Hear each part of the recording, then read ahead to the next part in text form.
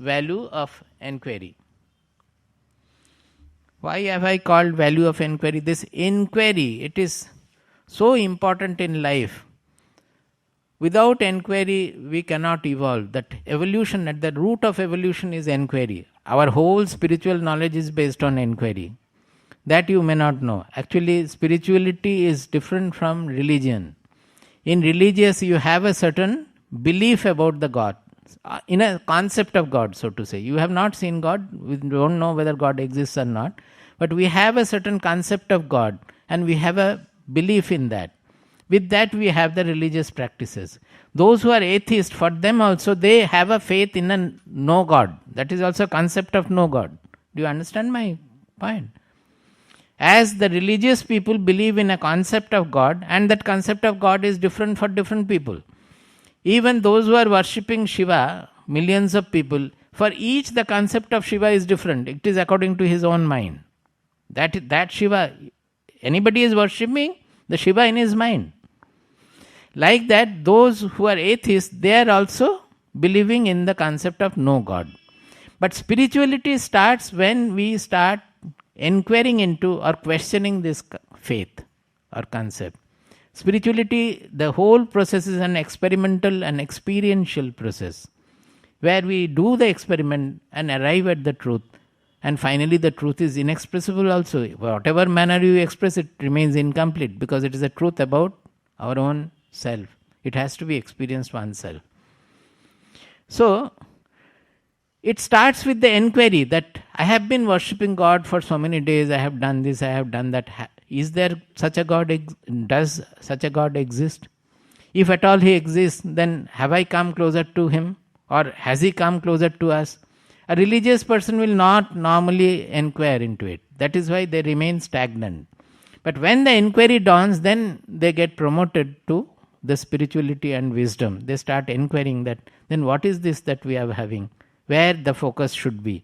Then the focus changes from our concept of some external God sitting somewhere and dispensing judgment to our own within. Because it is our own within which is sensing the whole universe, including our concept of God also.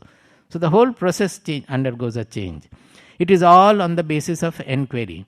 Now I will come down to a very down-to-earth problem that when we start our life, a child, is he not having enough of enquiry? After the initial part of always crying and asking for food, when the child grows, he wants to know. Is it not? Every child, normal child will always want to know. What is this? What is that? And even they will taste something which is not to be eaten. Taste means it is also an enquiry to see whether it is something can be eaten or not. He is full of enquiry. Now, what happens to the same child when he gets into the school and he refuses to learn? Have you ever thought? The same child, when he is growing and we are putting him for studying, which is to do with knowledge, how is it that he is losing the inquiry? That means our teaching, our syllabus, our course, our system is killing their inquiry. And once you kill the inquiry, thereafter he only goes on by-hearting and mugging up things and somehow to become successful in the get a fat salary package. That's all. The whole learning process has gone.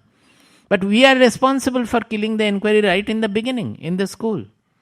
Now, I understand that it is not in your hand to change the whole system.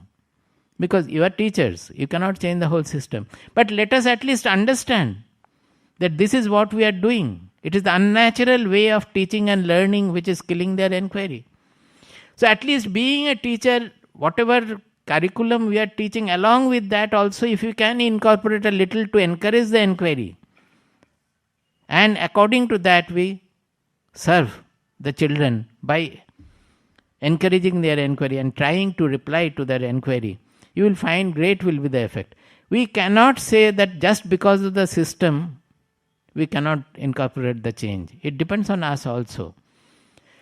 To talk about my own personally, I have studied in Jamshedpur, but I would never enjoy my class.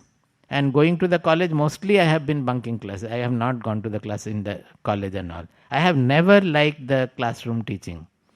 I used to find it so useless. Even good teachers also, very few cases I have learned. But I was given to self-learning, self-study. I was learning physics, but when after the school final, that is plus 2 exam, there was a 3 months gap before I could get admitted in Calcutta. That Bihar school had a different timing. That 3 months I got by providential, we got Feynman lectures in physics. And that book opened up my real enquiry in physics. I got all my answers from there. You know that in the class I used to think that what is this that the teachers are teaching. One is teaching, say, heat, thermodynamics, another is teaching mechanics, another is teaching sound. Everybody is solving the same quadratic equation again and again, starting from this and coming to the end. I used to find that it is foolish. In that age also, I was not able to appreciate anything. When I got Feynman lectures in physics, I got the whole, it is like opening up a new horizon. I understood that it is our way of seeing, that we want to analyze the world in a simplified manner.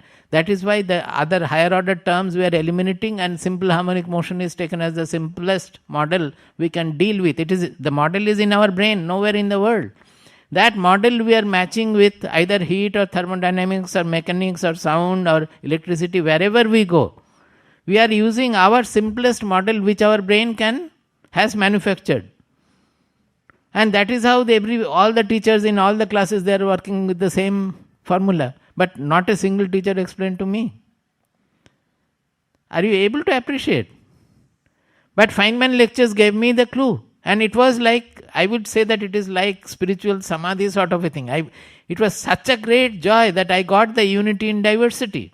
All the topics we have read, I understood that it is our way of viewing the world, and we are wanting to understand the world in a simplified model. And this simple harmonic motion is the simplest model we can use for the world to understand the world. So I have been passing through the same system which is now prevalent also, more or less. It might be better now. I don't know. I'm out of touch for maybe almost 40 years. But the fact is that in spite of that, if we have the enquiry, if we can inculcate that enquiry, it can still lead some of the students at least to a better level. It depends on the teacher. So unnatural teaching kills enquiry. That is why we have said that to the extent possible. I am not saying that you have to change the whole thing and you have to bring back the Gurukula system. Well, fine, if our administrators understand and they bring back the system. Even in Nalanda, we had the ratio of teacher to student 5:1. 5 students, 1 teacher for 5 students. You know that Nalanda library was 9-storied library, which burned for 3 months. And most of the treasure was lost. 2,000 teachers were burnt alive. And 5 times that, students also, most of them were burnt alive. When it was demolished, that 1150 or 60, Khilji's time.